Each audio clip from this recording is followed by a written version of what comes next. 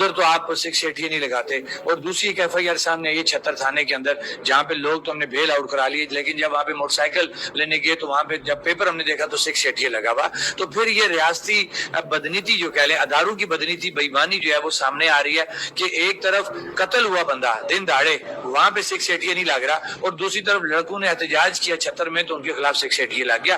یہ تو وہ کہہ لیں کہ قانونی بدامنی ہے کہ ریاست کے اندر ان بیلنس ہے, ان جسٹس ہے, جس وجہ سے لوگوں کے اندر ایک اشتعال پایا جاتا ہے. جہاں پہ آپ بات کریں جی ایک صاحب موصوف کہہ رہے ہیں وہ جس ٹائم FIR سامنے آ گئی ہم اس کا بھی جواب دے دیں گے. ابھی تک FIR سے ہم نے نہیں دیکھی, FIR ہوتی رہتی ہیں ٹھیک ہے, اور ہم کوئی کرمنل لوگ نہیں ہیں, ہم بنیادی حقوق کی بات کر رہے ہیں. الحمدللہ جتنی بھی FIR ہم ان کو فیس کریں گے. یہ وہ جو کرمنل لوگ ہیں یہ ان کو پریشانی ہوتی ہے. ایک FIR صدر تھانے سے بھی سامنے آئی ہے, اویس کے قتل کی FIR بھی آپ لوگوں پہ درج ہے, آپ سارے لوگ اس میں نامزد ہیں, اس کے ساتھ 680 بھی لگایا گیا, اس پہ کیا کہیں گے؟ کس اویس کی آپ بات کر رہے ہیں؟ جو اویس میرے خیال میں دوسرے یا تیسرے روز جو واقعہ ہوا اس میں جہاں بھاگ ہوا, آپ سارے لوگوں کے اس میں یہ لکھا ہے کہ مرکزی ممبر کور کمیٹی جو ہے وہ لوگوں کو اشتعال دلا رہے تھے. کس کی طرف سے وہ FIR سرکار کی. ہاں دیکھیں نا, اب سرکار یہی تو میں آپ کو کیوں کہ انجسٹس ہے کہ جہاں پہ سدھیر کا مرڈر ہوتا ہے تو وہاں پہ رات کو ڈیڈ باڈی ہم سڑک پہ رکھ کے FIR کٹواتے ہیں, اور جہاں پہ نوجوان نعرے لگاتے ہیں تو وہاں پہ 680 لگ جاتا ہے. یہی وہ جب میں کہیں لوز بات کرتا ہوں نا اداروں کے حوالے سے, پولیس اور انتظامیہ کے حوالے سے, تو اس وقت ان کو تکلیف ہو جاتی ہے.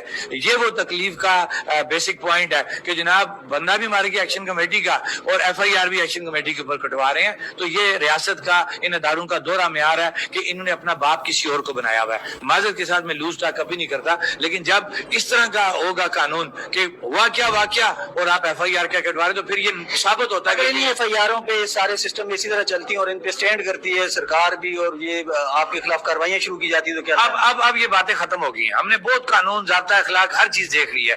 اب کوئی SOP نہیں ہوگی, اب کوئی قانون ضابطہ نہیں ہوگا, اب برابری کی سطح پہ بات ہوگی. جتنی بدماشی ریاست نے کرنی تھی نا ساتھ رہ کے, کرمنل لوگوں کو ساتھ رکھ کے لوگوں کو مروانے کی جو بدماشی تھی نا, اب اس کے بعد وہ ریاست والی بات نہیں رہتی. اب یہ لڑائی سامنے آ گئی کہ ریاست ہمارے ساتھ لڑ رہی ہے, مظلوموں کے ساتھ نہتے لوگوں کو وہ مارنا چاہ رہی ہے. تو جب آپ کو کوئی مارنے کے لیے آئے گا تو پھر آپ کو اس کا جواب دینا ہے. اب ریاست کو ہم پراپر طریقے سے ٹیکل کریں گے, ریاست کے اداروں کو پراپر طریقے سے ہم جواب دیں گے. اب شرافت کی زبان جو وہ نہیں کی جائے. اچھا سر, ایک آخری چیز جاننا چاہوں گا, جو آپ کے مذاکرات ہوئے اس میں پاکستان سے بھی لوگ شامل تھے, پاکستان پیپلز پارٹی کی نمائندگی تھی, مسلم لیگ نون کی نمائندگی تھی. اب ایسی اطلاعات آ رہی ہیں کہ جو یہ لوگ آزاد کشمیر میں مسلم لیگ نون ہے یا پیپلز پارٹی ہے یہ حکومت سے الگ ہونا چاہتے ہیں. آپ کا معاہدہ جو ہے انہی کی مرکزی جو جماعتیں ہیں انہی لوگوں سے ہوا ہے, رانا ثناءاللہ ہو گئے, راجہ پرویز اشرف ہو گئے, بڑے نام ہے پاکستان کی, کوئی بات چیت ہوئی ہے یہ حکومت سے نکل گئے تو پھر کیا ہوگا؟ یہ بھی رومرز ہیں.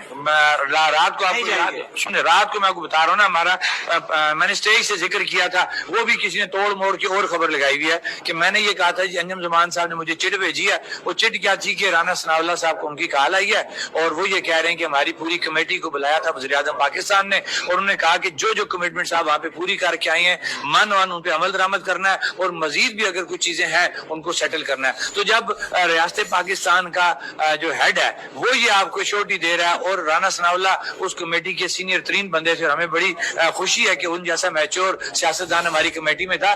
اگر وہ ہمیں یہ پیغام دیتے ہیں وزیر اعظم پاکستان کا, تو پھر یہ چھوٹے موٹے جو لوگ ہیں ان کی باتوں پہ اہمیت نہیں دینی چاہیے.